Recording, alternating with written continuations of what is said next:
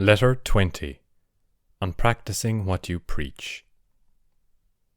If you are in good health, and if you think yourself worthy of becoming at last your own master, I am glad.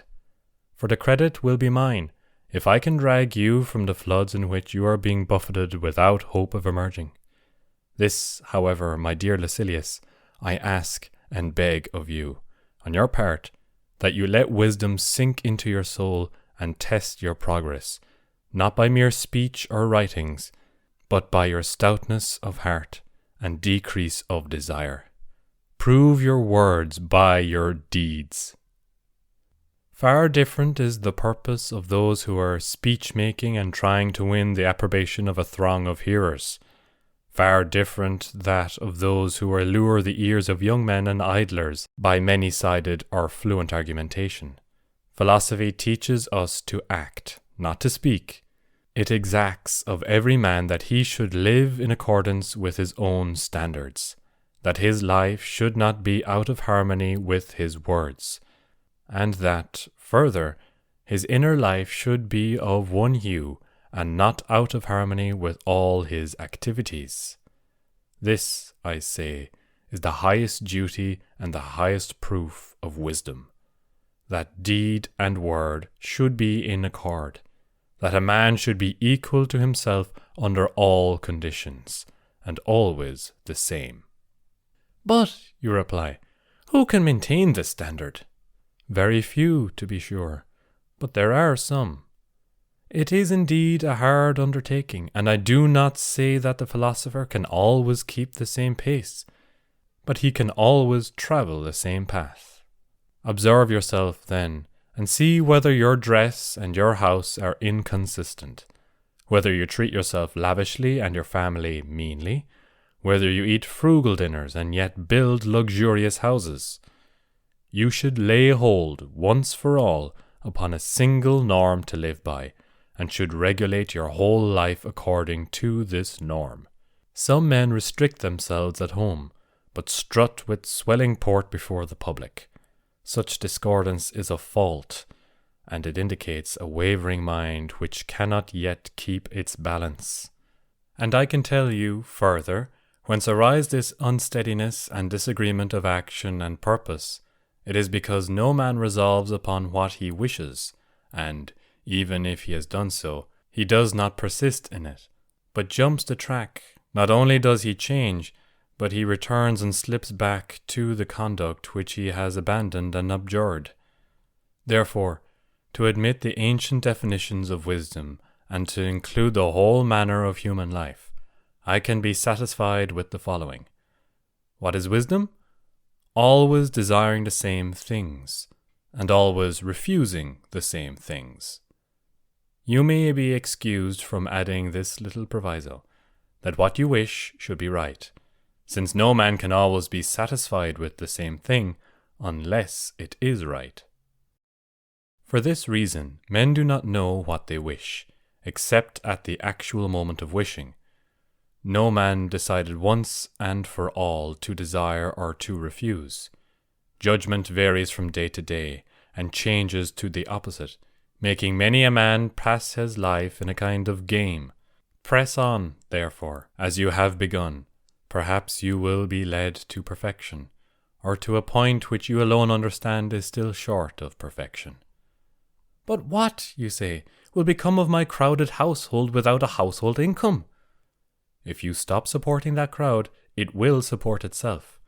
Or perhaps you will learn by the bounty of poverty what you cannot learn by your own bounty. Poverty will keep for you your true and tried friends. You will be rid of the men who were not seeking you for yourself, but for something which you have. Is it not true, however, that you should love poverty, if for only this single reason, that it will show you by those whom you are loved? Oh, when will that time come when no man shall tell lies to compliment you? Accordingly, let your thoughts, your efforts, your desires help to make you content with your own self and with the goods that spring from yourself, and commit all your other prayers to God's keeping. What happiness could come closer home to you, bring yourself down to humble conditions from which you cannot be ejected, and in order that you may do so with greater alacrity, the contribution contained in this letter shall refer to that subject. I shall bestow it upon you forthwith. Although you may look askance, Epicurus will once again be glad to settle my indebtedness. Believe me, your words will be more imposing if you sleep in a cot and wear rags, for in that case you will not be merely saying them, you will be demonstrating their truth. I, at any rate, listen in a different spirit to the utterances of our friend Demetrius, after I have seen him reclining without even a cloak to cover him, and, more than this, without rags to lie upon. He is not only a teacher of the truth, but a witness to the truth. May not a man, however, despise wealth when it lies in his very pocket? Of course. He also is great-souled, who sees riches heaped up around him, and, after wondering long and deeply because they have come into his possession, smiles, and hears rather than feels they are his. It means much not to be spoiled by intimacy with riches, and he is truly great who is poor amidst riches.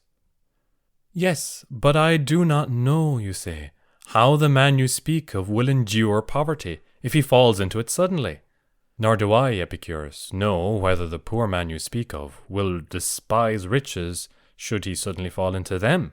Accordingly, in the case of both, it is the mind that must be appraised, and we must investigate whether your man is pleased with his poverty and whether my man is displeased with his riches.